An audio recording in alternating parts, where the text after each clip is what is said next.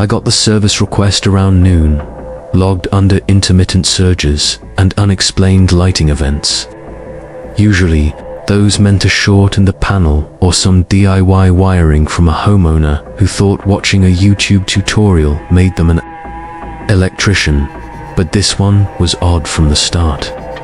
The address wasn't even listed on our current service grid. In fact, when I looked it up, the system showed no power lines running to that part of the rural area at all. Just open land, forest, and one this house. I radioed dispatch to double check. Yeah, weird one, the operator said. Some kind of legacy property. You're the closest technician. Just go, take a look. I considered turning back and letting another shift handle it, but curiosity won. And so I drove down a cracked country road that narrowed into a dirt trail. Trees closing in around me until I finally saw it. The house stood alone, old but not abandoned. Paint peeled from its siding, but the windows were clean. The grass was cut. There were wind chimes hanging by the porch, moving gently in a breeze I couldn't feel. Most bizarre of all, the porch light was on, bright, steady. In broad daylight, I knocked, and an old woman answered almost immediately, as if she'd been standing just behind the door. She looked normal enough, maybe in her 70s, in a faded blue sweater and house slippers. "You're from the company," she said flatly. Not a question. "Yes, ma'am," I replied, showing my badge. "Just here to check out some electrical anomalies." She stepped aside wordlessly and let me in. The inside of the house was too normal. The kind of normal that felt forced. A record player in the corner played faint classical music, scratchy, distant, like it was coming from somewhere else. Entirely. Family photos lined the walls, but when I looked closely, the faces were blurry, smudged at the edges. I could feel a soft humming through the soles of my boots, low and steady, like a vibration deep in the floorboards. The lights overhead didn't flicker, they pulsed, like they were breathing. I asked if there had been any power outages or problems with appliances. She shook her head. Never lost power. Not once, not even during the last storm. That storm had knocked out half the state grid 2 weeks ago. Every substation for miles had failed. I checked my voltage meter 0. Dead. I replaced the battery. Still nothing. My backup tools also failed. The multimeter gave a static hiss and displayed letters instead of numbers. The reading spelled, "See you." I dropped it and backed up a step. "Sometimes your tools don't work in here," the woman said. Her voice was too calm. I walked over to the breaker panel and froze. There was no panel, just a blank wall where it should have been. I asked if it might be in the basement or utility room. She smiled for the first time, and something in her teeth looked wrong. "There is no basement." I turned to leave. I was going to report it and let someone with higher clearance deal with it, but something stopped me. That humming, again deep, rhythmic, and somehow comforting, like the house was trying to lull me. I stepped further inside. The lights in the hallway turned on by themselves, one after the other, drawing me in. I told myself I was being stupid, that it was probably automated motion sensors. But I hadn't seen a single wire. No electrical boxes, no switches, and there still wasn't any line running in from outside. That's when the refrigerator buzzed to life behind me, loud, startling. I turned and saw it was running, humming along like any modern appliance. I opened it. It was full of food, cold, fresh. Labels I didn't recognize, brands I had never heard of, dates written in symbols. I closed the fridge and stepped back. The living room light, dimmed to a dull red. The hum became louder. A low, throbbing vibration filled the house. I turned to the old woman. She was watching me with eyes that no longer looked human-wide, glassy, too reflective, as if they were catching light from somewhere inside her. "You're curious," she said. "I think I need to leave," I managed to say, though my voice felt thin, like I was talking through syrup. "You already saw it," she replied. "That's how it begins." I turned toward the front door, but something had changed. The layout was wrong. The hallway had stretched. The walls pulsed faintly, like veins. The wood felt warm beneath my hand. I reached the door, pulled it open, and found nothing but blackness. No trees, no dirt path, no sky. Just endless static darkness dot behind me. The record player switched tracks. The new song wasn't music, it was a recording. A voice crackling, through, layered over itself, whispering something in a language I didn't know, but somehow understood. It was describing me, where I was, what I was doing. It even mentioned what I was thinking in that exact moment. I stepped outside anyway, into the black, and the door closed behind me on its own. But I didn't fall. I was still standing, still breathing, still surrounded by something. Not night, not space, just presence. And the lights, they followed me. The first thing that struck me when I reached the side of the house was the breaker box. It wasn't open like it usually should be. Looked sealed shut, but not with a lock or paint. The entire panel had melted into the wall, fusing like plastic exposed to heat far beyond what any house current could generate. I reached out and touched the metal, and it was cold. Too cold, like it had frozen instead of burned, which made no sense. There was no visible damage around it, no scorch marks, no charring, nothing that hinted at fire. And yet, the metal and the siding had blended together in a way that felt completely unnatural, as if the house itself had swallowed the breaker panel. I pulled out my flashlight to check the wiring around the perimeter. That's when I heard the humming. Not like a transformer hum or a faulty circuit buzz. This was deeper. It vibrated in my jaw. I stepped closer to the wall and placed my hand on the wood siding. I could feel the vibration move through my fingers and into my wrist, like something alive pulsing beneath the skin of the building. It wasn't random, either. It had rhythm. A slow, steady cadence, almost like a heartbeat. I stepped inside the house again, hoping to find some kind of junction box or internal access. That's when the buzzing got stronger. Every light in the house was on. Not just on brilliant, too white, too sharp. Like a hospital's surgical light, but magnified tenfold. I shielded my eyes and stepped into the kitchen, where the air suddenly felt heavier. The hum turned into a low, whispering sound, as if it was no longer coming from the walls, but from inside my own head. The appliances were all plugged in, all working, but the plugs themselves were different. They didn't go into any standard outlet. They were fused into the wall, like veins merging into flesh.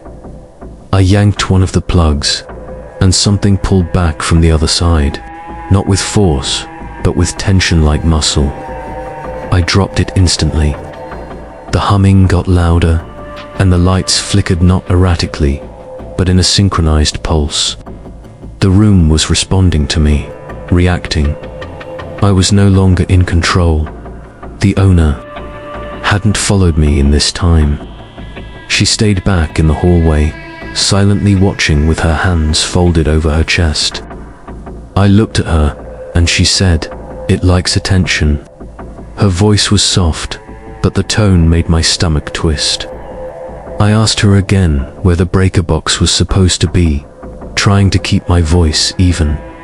She smiled and tilted her head. There isn't one anymore. It doesn't need us to manage it. That's when I realized what she meant. This wasn't a matter of old wiring or even dangerous power surges. This house was drawing power from something else, and it wasn't the grid. I asked if they had solar panels or any kind of battery backup. She laughed, and her laugh echoed longer than it should have, like the sound stretched beyond the room. The hallway lights dimmed slightly, and I noticed something even more disturbing. The walls, they weren't flat. They were shifting just slightly, breathing in and out like lungs, as if the house was alive and dreaming. I stepped forward, and the wooden floor creaked beneath me, not like old wood, but like movement, like something was shifting beneath it to adjust to my step. I turned and ran to the nearest bedroom, thinking I could find a window to break or a different exit. The moment I entered, the buzzing dropped to near silence. It was replaced by a mechanical clicking sound, steady and slow, like gears turning behind the walls. The room was immaculate. Empty bed, dresser, mirror on the wall. But when I looked into the mirror, I didn't see my own reflection. Instead, I saw the room behind me and someone standing there.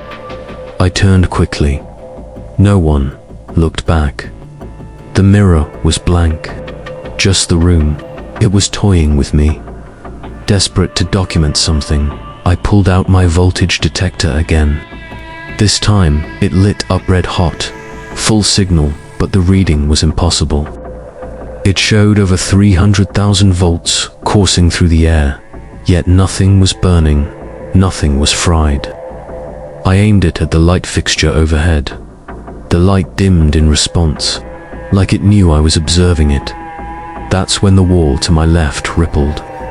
A bulge pressed outward from the inside, like a fist or a head pushing against a membrane. The wood didn't crack. It stretched, flexed, then retracted slowly. I backed out of the room. I couldn't breathe. The humming returned, and now it sounded like a voice, low and distant, speaking in overlapping syllables. I couldn't make out the words, but I could feel the meaning. Stay, learn, become. I turned and saw the hallway walls now fully shifting in rhythmic waves. The ceiling lights weren't bulbs anymore. They had opened into slits, organic looking, glowing from within, pulsing with the same rhythm as the hum. This house wasn't wired. It wasn't powered. It was feeding off the frequency, off the curiosity, off me. I ran to the front door. It opened easily, but what lay outside wasn't the porch. It was the same hallway I had just left, except this time, the humming stopped. There was only silence. And behind me, I could feel the wall shifting, again breathing heavier now, like something had just woken up. The moment I stepped into the living room, I noticed my phone had regained a signal, despite being in a remote area where even radio stations didn't reach. No bars a few minutes ago. Now, full reception. But there was no carrier named a network that read "Welcome back" in all caps.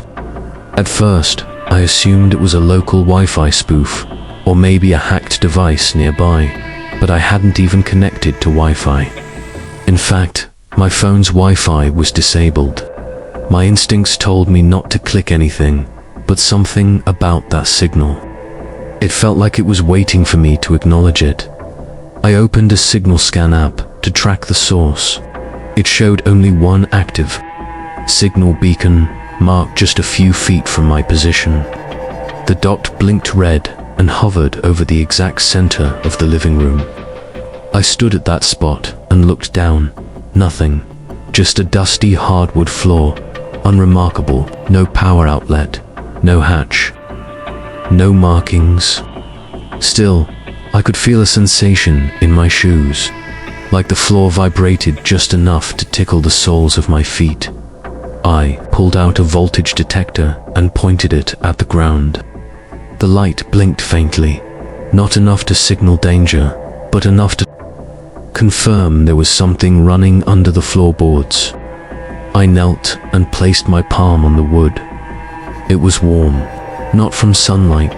This house was mostly shaded, but like warmth generated from within. The warmth wasn't steady either. It pulsed slightly, like a heartbeat, and each pulse seemed to radiate outward from the exact spot I stood on. The signal on my phone began to shift again. It was no longer labeled "Welcome back." It changed to look down. My breath caught. I wasn't typing anything. I hadn't touched the screen. But somehow, the signal responded to where I was standing in. Now, it was giving me instructions. I told myself it had to be some sick prank, a smart home with preset signals, or maybe hacked hardware. But the air in the room said otherwise. The lights dimmed, just a little. Not enough to notice at first, but enough to let the shadows creep. The air felt charged, not like static electricity, but like something pressing down on me gently. Like standing too close to a high-voltage tower. My vision fuzzed around the edges. I crouched again and pressed both hands on the floor. The warmth was stronger now. I knocked. Hollow. There was something beneath. I got up and searched the room. For tools, anything to pry up a floorboard. Behind an old cabinet, I found a claw hammer. It looked barely used, the wood smooth and dry. I knelt again and wedged the claw beneath the floorboard at the center of the signal. The wood creaked but didn't resist much. It lifted clean, like it had been removed before. Beneath it wasn't a crawl space or foundation concrete. It was a perfectly smooth black surface, shiny, reflective, and cold. As I stared into the surface, it began to shimmer, like light reflecting off oil. My own reflection didn't look right. It wasn't copying me perfectly. It blinked slower, moved with a fraction of a delay, and tilted its head when I didn't. My body stiffened, my breath caught in my throat. Then the image leaned closer. My reflection's mouth moved. Mine did not.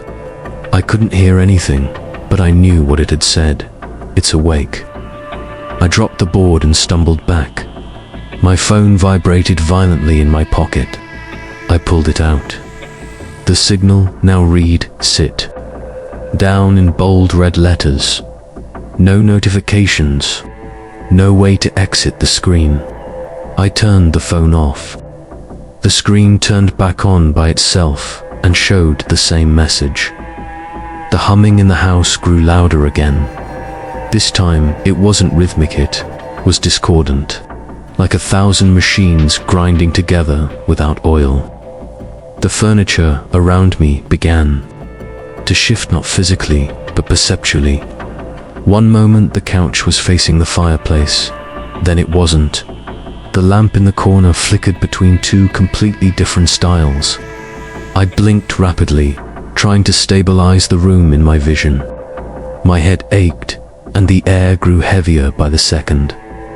Then, without warning, the reflective floor beneath the loose board began to glow faintly. Just a ring at first, like a halo. Then it spread outward in perfect geometric pattern, circles, lines, and symbols I couldn't begin to understand. Some of them pulsed in sync with the house's buzzing. My nose began to bleed. I tasted copper. I stumbled out of the center, away from the board, and collapsed onto the floor. My phone made a sound I've never heard before. Not a ringtone. Not an alarm. A soft, echoing tone that rang in a pattern, like a code. Then it spoke, my voice, saying words I had never said. The door is not a door. It is the mirror. It is the memory. Let it in. I screamed and threw the phone across the room. It didn't shatter. It didn't even land. It hovered in mid-air for a moment, then gently lowered itself to the ground like it had been placed there by invisible hands.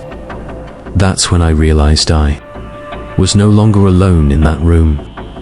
I couldn't see anyone, but I could feel presence, heavy, observing, waiting. The board I had lifted was gone, replaced, sealed like it had never been touched. And the signal on my phone, it was gone too. Number, bars, no service, like it had never been there. But the floor still feels warm, even now, even outside the house. I decided to leave. I'd seen enough, more than enough.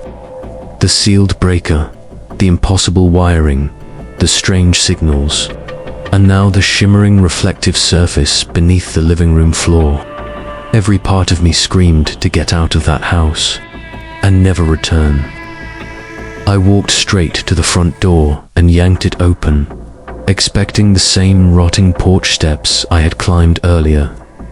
But instead, I found myself standing once again inside the hallway I had just exited. The door hadn't led. Outside it led back in. At first, I thought I was disoriented. Maybe I had turned around. I walked back through the house, trying to retrace my steps, convinced there had to be a back door or at least a window I could climb through. But every time I crossed a threshold from kitchen to hallway to bedroom, I found myself looping back into the same central corridor. I could see the furniture rearrange itself just slightly each time. Sometimes the photos on the wall had different people. Sometimes the hallway was a little longer. Sometimes it felt like I was being watched. I tried opening a window. The latch came undone easily, but when I pushed it open, there was nothing but an empty white fog. Not trees, not sunlight, just mist stretching out endlessly. I couldn't see the porch, the yard, the car I arrived in, nothing. I reached out my hand through the window, and it felt like I dipped my fingers into cold, static water. Not wet, not freezing, just unnatural. The air in that mist clung to my skin like plastic wrap. I yanked my arm back and slammed the window shut. I looked down at my watch to check the time, but the second hand was spinning backward, fast. The date was wrong too. The numbers glitched and flickered between years I'd never seen before, sometimes far into the future, other times impossibly ancient. Then it just stopped, freezing at a time that made no sense. 0 hours, 0 minutes, and 0 seconds. And then it vanished. The watch face went black. The lights above me flickered once, then again, but not like a bulb losing power. They were flickering in rhythm, like a Morse code. I didn't know how to read it, but something told me it wasn't random.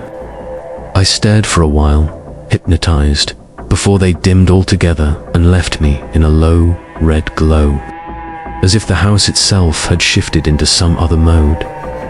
I started to walk again, picking a direction and pushing forward, even as the hallways twisted and stretched. Eventually, I reached a staircase I didn't remember seeing before. I ran up the steps, 2 at a time, hoping that a second floor might mean more windows, maybe even an attic door to the roof. When I reached the top though, I stopped cold. There were no rooms, just a long, flat space with blank walls and a mirror. At the far end, not a full-length mirror, not decorative, just a flat pane embedded directly into the wall. I walked toward it, and the further I got, the more wrong it looked. My reflection wasn't mirroring me properly. When I stopped walking, it took an extra second to stop. Its head tilted before mine did. Its mouth moved without making a sound, and then it smiled. Not my smile, something else. Wider, crooked, familiar but twisted, like a version of me that had lived in the house far longer than I had. I turned to run, and the floor shifted beneath me. I fell through the wood, through the house, like gravity had reversed itself. And then I landed in the kitchen, on my feet, like I had been gently placed there. The lights flickered again. My breath was coming fast now. I tried once more for the front door, yanked it open, and again I was back in the hallway. This time, though, there were shadows moving along the walls, not cast by anything, just shadows, gliding along as if they had their own source of light. I pressed my back against the door and watched them. One of them stopped, turned, looked at me. Its shape began to change, lengthening, growing arms, a neck, a face. It looked like me. I blinked. It was gone. I backed away and ran down the hall. Again, this time not stopping for doors or windows, just moving until the corridor ended. When I reached the end, I found a plain wooden door. No knob, just a peephole. I leaned in and looked through. I saw myself outside, standing at the edge of the porch, looking up at the house with a puzzled expression. My work van was behind me. The trees swayed in the wind. It was normal, real. Time was flowing forward. I banged on the door, screamed, but the person me on the other side didn't hear. He just turned around and walked away, back to the van, and drove off. I watched the taillights vanish down the dirt path. Then I realized I wasn't in the house anymore. I was the house. I had exhausted every option, tried every door, every window, searched every room. The house was no longer following the laws of physics or space. It bent time, rewrote layout, and shifted me wherever it wanted. Still, something told me there was one place I hadn't checked. The basement. Except when I'd asked the old woman about it earlier, she'd simply said there wasn't one. But now, as I stood in the hallway, I saw a narrow staircase behind a crooked wooden door I could have sworn wasn't there before. It was partly ajar, as if it had been waiting for me to notice. The light inside was faint, just a dull blue glow, flickering like a dying candle. I hesitated, but then descended. The air changed immediately. It was colder, denser, and smelled faintly metallic, like blood and old wiring. The stairs creaked under my boots, but not in a way that felt like old wood. It was more like a groan, like each step caused the house to protest. I felt like I was stepping down a throat. When I reached the bottom, I found a concrete room that didn't match the rest of the house at all. It was completely bare, except for a single chair positioned in the center of the space. In front of it, maybe 4 feet away, stood an old TV set, the kind with the rounded glass screen and dials. It wasn't plugged in. There were no power cables, no outlet, no cords at all. But it was turned on. The screen was blank at first, just static buzzing lightly. I moved closer, and the static slowly shifted into a clear image. It was footage of me, from the top of my head to my boots, standing in that exact same basement. Except, on the screen, I wasn't moving.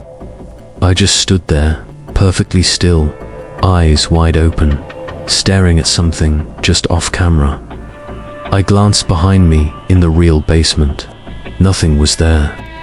The chair was still empty. But in the footage, I could see the shadow of someone or something standing behind the other me. Then the version of me on the screen turned around, slowly, and when it faced the camera, its expression was blank, lifeless. The eyes had no light in them. And then it smiled, just barely, not in a friendly way. It was the smile of a person who had accepted something they should never have understood. That smile chilled me more than anything else I'd seen in the house. Suddenly, the real chair scraped backward slightly on its own. Not violently, not with force. It was like it was inviting me to sit. I didn't want to, but my legs moved before my brain could argue. I found myself lowering into the seat, locking my eyes with the screen. The image flickered once, then again, and now, instead of me, the TV showed a corridor. The same corridor from the house. At first, I thought it was just static footage. But then I saw someone run past the far end of the hallway. I leaned in, trying to see more. That someone was me. The footage changed again. A kitchen, then a bedroom, then the attic with the mirror, then the hallway again. It was cycling through each room I had visited, but not like a memory or playback. These were live. It was showing me, somewhere in the house, looping through space I had already walked. I wasn't there anymore, but the version on screen was still moving, still searching, still trapped. Then the screen went black. A word appeared, stay. The lights overhead in the basement shut off all at once. I was surrounded in darkness now, except for the soft blue glow still radiating from the TV screen. I couldn't move. My body was frozen, like the air had thickened into a syrup I couldn't push against. I opened my mouth to shout, to curse, to plead, but no sound came out. And then I heard it breathing. Not mine, not from above, not behind. It was coming from the walls. Long, slow inhales and exhales, like the house itself had lungs. Each breath pulled the air out of the room and then exhaled warmth down the back of my neck. The lights on the TV began to glow brighter and a new image appeared, a close-up of the back of my head, as if someone or something was right behind me holding the camera. I dared not turn around. The screen flickered again. A message now. You are watching yourself watching. I tried to move. My arms twitched. The lights overhead slowly returned, flickering into a low glow. The TV powered down completely. The silence was crushing. No sound, no static, no breathing, just stillness. Then, from the shadows near the wall, a figure stepped forward. It was me, not like the reflection in the mirror, not like the image on the screen. It was me, identical down to the dirt on my boots and the patch on my uniform. But its eyes were hollow. Its mouth was open in a permanent grin that stretched just a little too wide. It raised its hand and pointed toward the chair. I was already sitting, but somehow I understood. It wasn't asking me to sit again. It was taking my place, and I was no longer the observer. I had become part of the house.